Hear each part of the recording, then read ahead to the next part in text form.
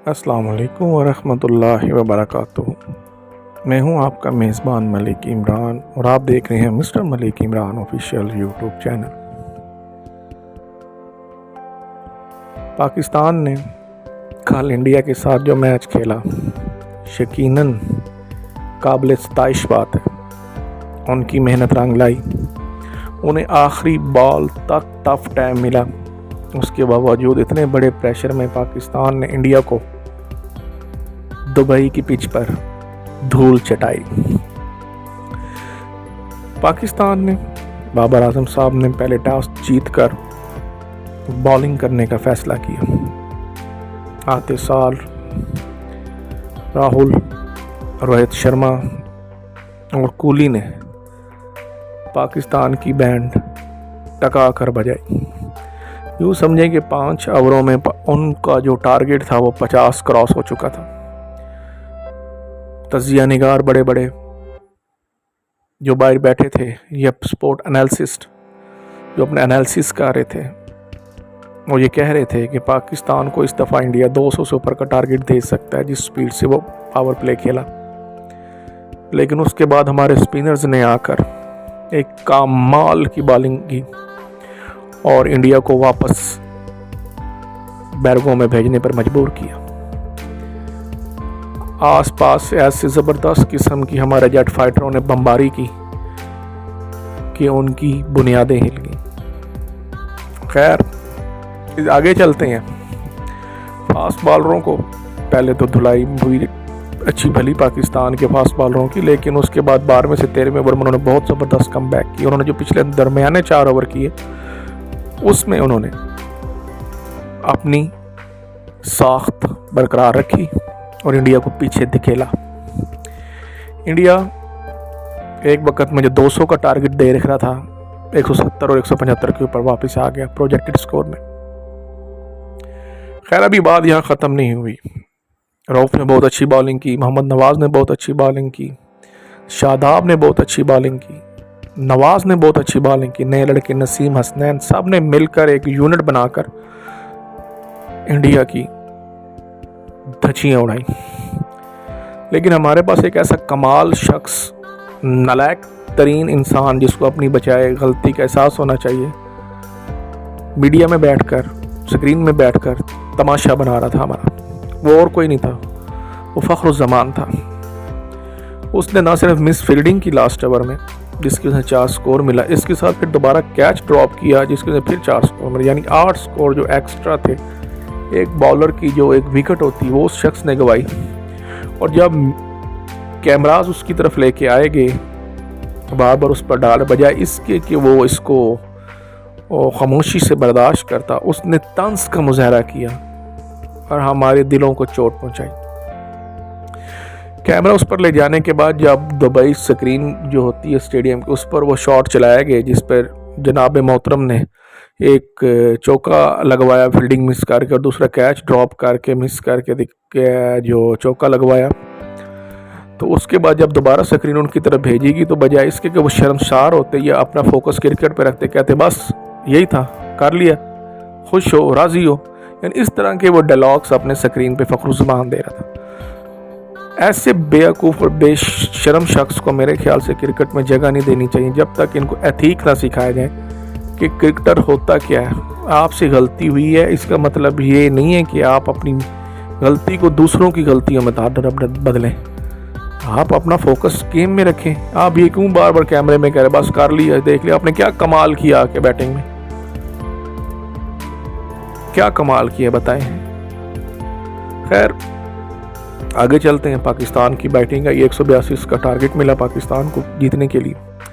आते साल ही पहली बॉल पर मोहम्मद रिजवान ने बहुत अच्छा चौका मारा, यानी एक दफ़ा प्रेशर रिलीज हुआ फर्स्ट बॉल से। उसके बाद स्कोर चलना शुरू हुआ। बाबर ने और रिजवान ने एक अच्छी पार्टनरशिप लेके जा रहे थे, लेकिन अनफॉर्चुनेटली बाबर आउट हो गए।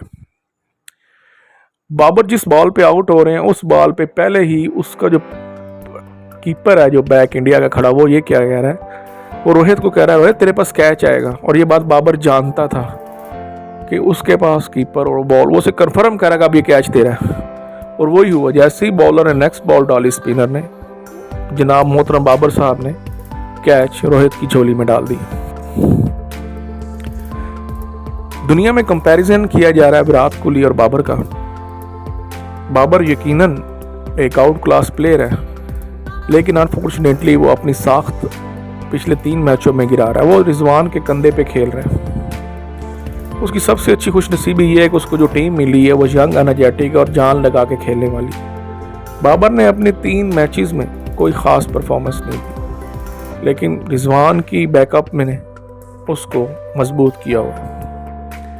अब चलते हैं बाबर के आउट होने के बाद जनाब मोहतरम फ़खरुज़्ज़मान साहब जो बाहर बैठ के तमाशा बना रहे थे पाकिस्तान का और कैमरे वालों का, जी क्या कर लिया, अगर कर लिया तो बस खुश हो, राजी हो। इस तरह के डायलॉग्स वो बंदा मार रहा था, बजाय अपनी मिस्टेक से सीखे, इसको रियलाइज़ करे। और मीडिया को आगे से वो तंज दे रहा था। खैर आगे चलते हैं। आते साल ही उसने जो धमाकेदार इनिंग शुरू की है वो तो किसी काबिल सिताइश नहीं थी, लेकिन रिजवान का बहुत अच्छा स्पोर्ट्स था। रिजवान ने बहुत अच्छे शॉट्स खेले। रिजवान ने अपनी इनिंग्स को मज़ीद बढ़ाया और 36 बॉलों में 50 कर दी। दूसरी तरफ से फ़खरुज़्ज़मान आउट हो गए। इसके आउट होते ही मोहम्मद नवाज को भेजा गया। नवाज ने आते साल ही बहुत आउटस्टैंडिंग बैटिंग की, रिजवान का सपोर्ट किया, रिजवान को मज़ीद इनिंग्स खेलने के लिए, अच्छी इनिंग खेलने के लिए उसको स्ट्राइक दिया।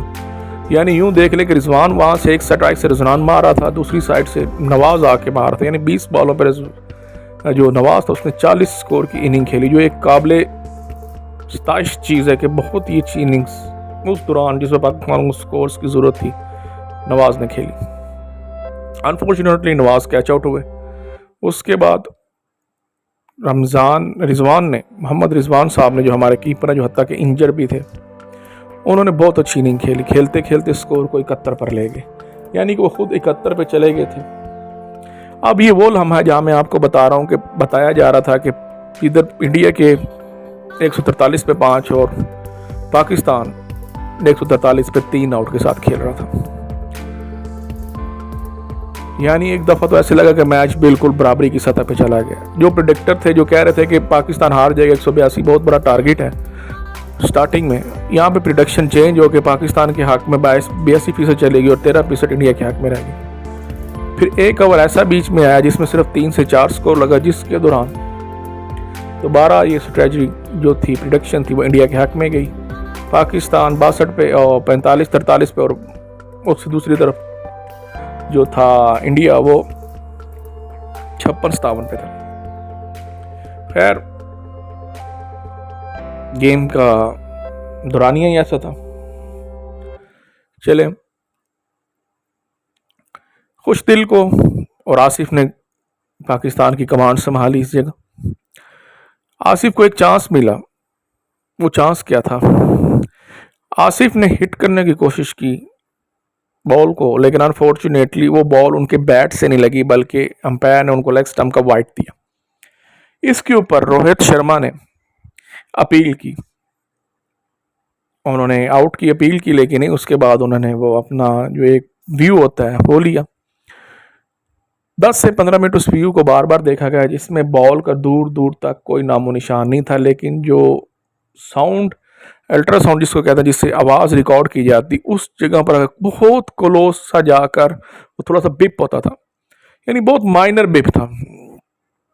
और ये डाउट फिर बैट्समैन के हक में गया और आसिफ को दोबारा से जगह मिल गई। उसके बाद उसी प्लेयर ने, आसिफ को जब ये जगह मिली तो आसिफ प्रेशर में था शायद, आसिफ ने दूसरी ही बॉल पर दोबारा उसी बॉलर को हिट करने की कोशिश की और असदीप से वो कैच मिस हो गया। असदीप एक ऐसा बॉलर था जो इंडिया की टीम में नया खेल रहा था। उसने अपने 3 ओवर बहुत अच्छे किए और यहाँ तक कि वो कैच ड्रॉप नहीं हुआ, वो इंडिया से मैच ड्रॉप हो गया। जीता जिताया मैच इंडिया अपने हाथ से हाथ धो बैठे। उसके बाद जनाब आसिफ साहब ने 16 से 17 रन की इनिंग खेली, बहुत शानदार इनिंग खेली। और इस खेल के साथ पाकिस्तान आखिरी ओवर में चला गया। 7 स्कोर 6 बॉलें। एसडी भी बॉल करने वाले थे, बॉल की गई अजीब ने बॉल की पहली, सिंगल ली, दूसरी की सिंगल आई, तीसरी बॉल पर अजीब ने खुश दिल को लेग बाई एलपीडब्ल्यू आउट किया। अब यानी ये बात रह गई थी कि 3 बॉलें 3 स्कोर, फिर दरमियान में 1 बॉल का और इजाफा हुआ, यानी 2 बॉलें 2 स्कोर। सामने इफ्तिखार, शायद आसिफ थे, इफ्तिखार थे मेरे ख्याल। इफ्तिखार ने, अर्शदीप ने लो फुल टॉस मारा, उनकी यॉर्कर की कोशिश थी कि लेकिन वो लो फुल टॉस बना, जिसको उन्होंने फ्रंट ड्राइव खेला, स्ट्रेट ड्राइव। उसी दौरान उन्होंने 2 स्कोर कंप्लीट किए और यूं पाकिस्तान इस मैच में विक्टर क्लियर हुआ। अब आए बात करते हैं कि इंडिया मैच हारा क्यों और पाकिस्तान मैच जीता क्यों।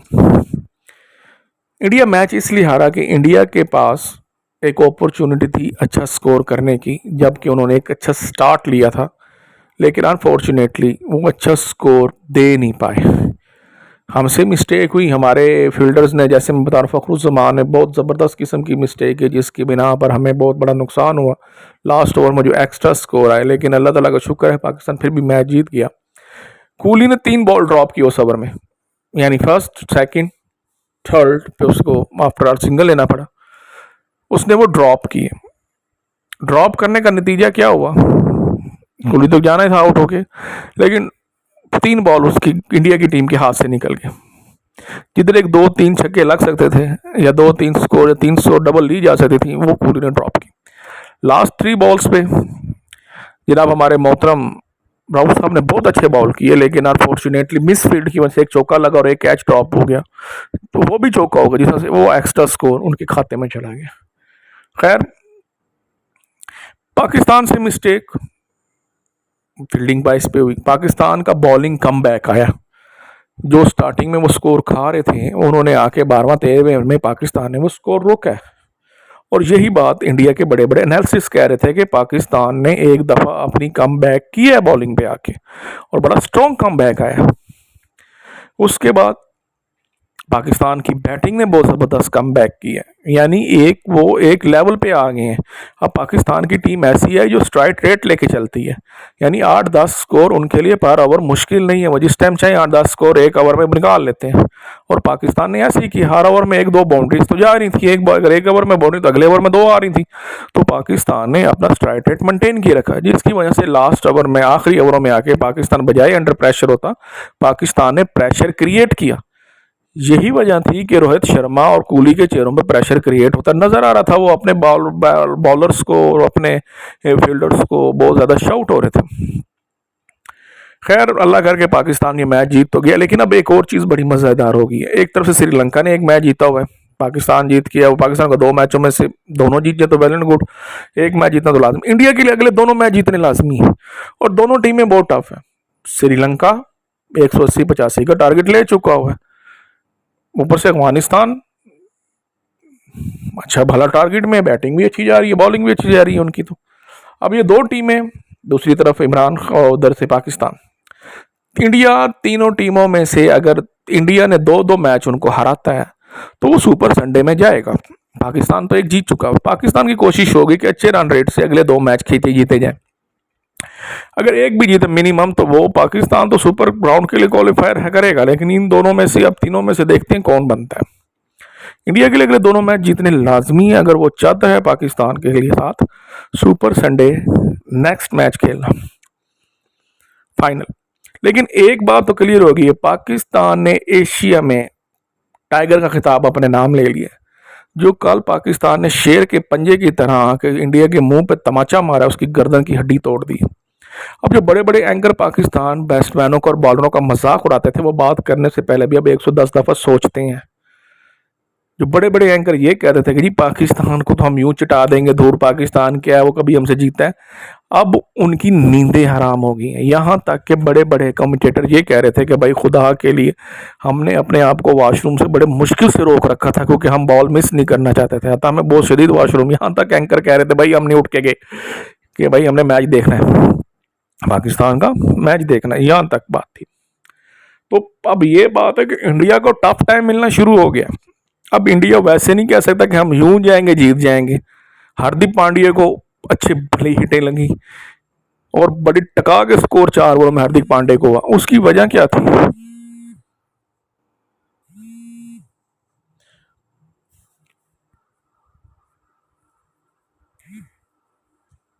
उसकी सबसे बड़ी वजह यह थी कि हार्दिक पांड्या जिस पिच पे खेल रहा था, पिछले दुबई वाली पिच ये नहीं थी, इसमें बॉल फ्लैट हो रहा था।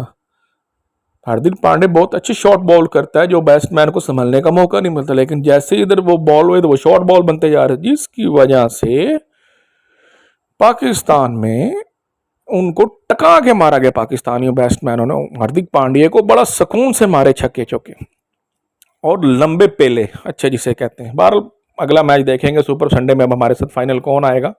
पाकिस्तान ने लेकिन अपनी धार बिठा दी। इंडिया का रोना काल से मीडिया पे शुरू है और वो रोते रहेंगे और उनकी अब बोलती बांध होगी हुई है। आप देख रहे हैं मिस्टर मलिक इमरान, मैं हूं आपका आप देख रहे हैं mister Malik Imran official YouTube channel, मैं हूं आपका मेज़बान मलिक इमरान। आज ज़रा मैंने थोड़ी हट के वीडियो बनाई पॉलिटिकल से, तो मुझे इजाज़त दीजिए। अल्लाह हाफिज़।